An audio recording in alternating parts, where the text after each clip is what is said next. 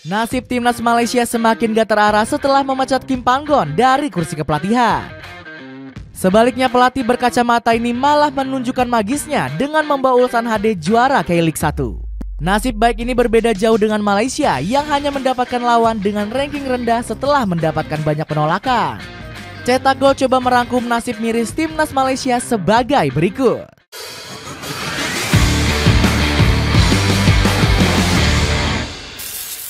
Gagalnya revolusi FAM yang digembar-gemborkan. Malaysia harus menelan pil pahit setelah mereka gagal dalam berbagai ajang kompetisi pada tahun ini. Keterpurukan tersebut gak lepas dari buruknya manajemen dari FAM. Terbukti skuad Harimau Malaya gak mampu melesat jauh di kualifikasi Piala Dunia. Padahal supporter negeri jiran sudah koar-koar bisa melangkah jauh. Nyatanya hanya timnas Indonesia yang mampu lolos ke ronde ketiga. Kegagalan Malaysia di berbagai ajang langsung membuat para fans geram dengan FAM. Mereka menyebut kalau para petinggi asosiasi nggak becus dalam menjalankan tugasnya. Para penggemar negeri jiran juga menuntut Datuk Hamidin Amin untuk mundur dari Presiden FAM.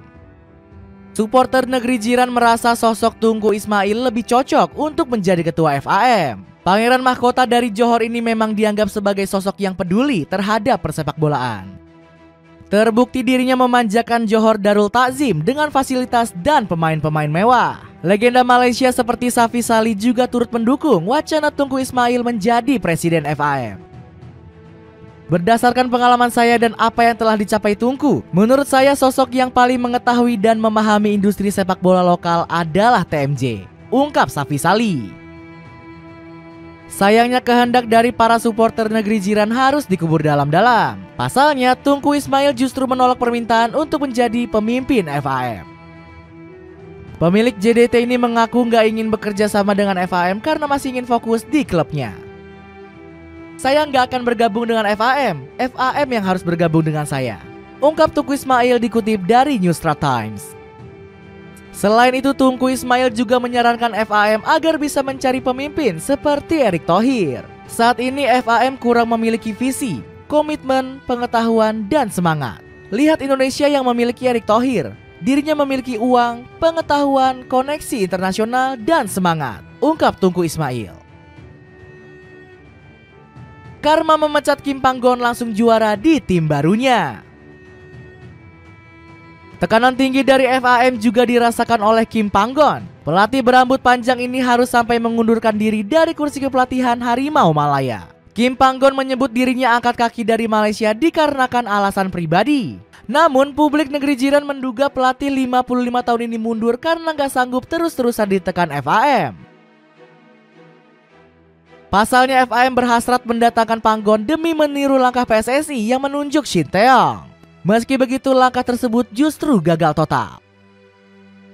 Alhasil Presiden FAM Datuk Hamidin mencari 1001 alasan untuk mengamankan diri. Datuk Hamidin langsung menuding Panggon sudah mengkhianati publik negeri jiran. Dia mengatakan ada beberapa alasan seperti tidak mendapatkan dukungan. Pengakuan yang menurut saya hanya alibi mengambil kesempatan untuk pergi, ungkap Datuk Hamidin. Panasnya tensi antara pihak asosiasi Malaysia dan Panggon langsung dimanfaatkan Ulsan Hyundai. Klub negeri ginseng tersebut sukses membajak sang pelatih pada bulan Juli lalu. Alhasil Kim Panggon mencicipi pengalaman pertamanya melatih klub K-League. Publik negeri ginseng awalnya pesimis pelatih kelahiran 1969 tersebut bisa mengangkat performa skuad The Tigers. Akan tetapi kritikan itu langsung dibungkam dengan apik oleh Kim Panggon. Bagaimana tidak, dirinya sukses mengantarkan Ulsan Hyundai juara K-League 1 pada musim ini. Keberhasilan Panggon di kampung halaman langsung membuat publik negeri jiran iri. Asalnya, sang pelatih sebelumnya sempat diremehkan gak meraih kesuksesan bersama Harimau Malaya. Balas dendam Kim Panggon semakin sempurna setelah dirinya akan kembali menginjakan kaki di Malaysia. Bukan untuk reuni, melainkan akan menjalani pertandingan di AFC Champions League. Pelatih Johor Darul Takzim yakni Hector Bidoglio justru menganggap enteng skuad Ulsan. Dirinya percaya anak asuhnya bisa menaklukkan pasukan Kim Panggon dengan sangat mudah. Kami memperkirakan akan terjadi bentrokan sengit besok malam. Namun kita tidak bisa menyia-nyiakan kesempatan meraih kemenangan usai bermain di Stadion Keramat milik kita sendiri. Iri dengan kemajuan timnas Indonesia. Berpisah dengan Kim Panggon ternyata nggak serta-merta membuat performa timnas Malaysia naik. Bersama Pau Marty, performa Harimau Malaya malah nggak kunjung membaik. Bahkan fans negeri jiran sudah sangat muak dengan jebloknya permainan Safawi Rashid dan kawan-kawan. Gaya main yang disajikan ex-asisten pelatih Barcelona B itu dinilai nggak terlalu mengesankan. Apalagi di laga FIFA Matchday terakhir, Malaysia takluk atas Selandia Baru dengan skor 4-0. Sulaiman Husin menyindir skuad Harimau Malaya yang beruntung gak kebobolan banyak. Kalau lini serang lawan lebih tajam di babak pertama, saya kira hasilnya mungkin lebih dari 4 gol. Terang Sulaiman dilansir dari Astro Arena. Kekalahan tersebut membuat persiapan Malaysia di Piala AFF disinyalir akan terganggu. Padahal skuad kuning hitam punya target tinggi di ajang bergengsi Asia Tenggara ini. Malaysia sangat serius menargetkan bisa merengkuh gelar juara. Mahali Jasuli menyebut ini menjadi kesempatan emas skuad Harimau Malaya untuk bisa merengkuh gelar juara. Saya rasa ini adalah kesempatan terbaik bagi kami untuk bisa jadi juara. Saya percaya Malaysia bisa membuat sejarah di tahun ini, ucap Jasuli dikutip dari Berita Harian. Berbeda dengan timnas Indonesia yang menganggap ajang AFF sebagai pemanasan. Meskipun sudah menunjuk Shin Tae-yong, sang pelatih nggak memprioritaskan ajang tersebut. Pelatih asal Korea Selatan ini akan menurunkan skuad U22 saat perhelatan tersebut dimulai. Keputusan berani pelatih asal Korsel itu langsung jadi sorotan media Malaysia. Kanal berita negeri jiran memprediksi Coach Shin bakal beri kesempatan untuk pemain Liga 1. Shin Tae-yong berencana menggunakan sebanyak mungkin pemain yang pernah bermain di Liga 1. Mereka kemungkinan pemain pendatang baru di skuad U22, tulis laporan Stadium Astro. Mental elit memainkan pemain muda di Piala AFF itu membuat Tun Mahkota Ismail jadi iri. Petinggi Johor Darul Ta'zim itu menyebut Erick Thohir melakukan segalanya karena diberikan banyak uang. Erick Thohir punya uang, ilmu, koneksi, dan semangat. Itulah kenapa sepak bola Indonesia telah maju dalam proyek infrastruktur sepak bola, liga, dan tim nasionalnya, ucap Ismail iri. Sebelumnya manajer timnas Malaysia juga sangat kagum melihat performa timnas Indonesia. Menurut Raja Isa, regenerasi skuad Garuda telah mencapai puncaknya. Dia memuji keberhasilan PSSI yang membuat Indonesia sudah kembali ke jalur sebenarnya. Gak cuma itu, Raja Isa juga menyebut skuad Garuda saat ini telah punya modal bagus. Sepak bola Indonesia sudah on the track. Pemain muda skuad Garuda pasti terinspirasi oleh seniornya. Anak-anak muda Indonesia juga punya mental yang bagus, puji Raja Isa. Cara Indonesia ini mulai diikuti Malaysia yang didesak menggunakan pemain lokal di Piala AFF. Menurut Jamal, kebijakan ini akan bisa membawa dampak dan kemajuan untuk sepak bola Malaysia. Mantan pemain timnas Malaysia ini menyebut ada sebuah kebanggaan tersendiri apabila menggunakan pemain lokal. Walaupun menurut FAM kita pasang semua pemain lokal pasti kena kritik, biarlah, kenapa harus khawatir? Tapi kami akan merasa bangga bahwa pemain lokal kami bisa bermain, tegas Jamal. Jamal juga mengkritik sikap supporter yang hanya pandai saat merayakan kemenangan.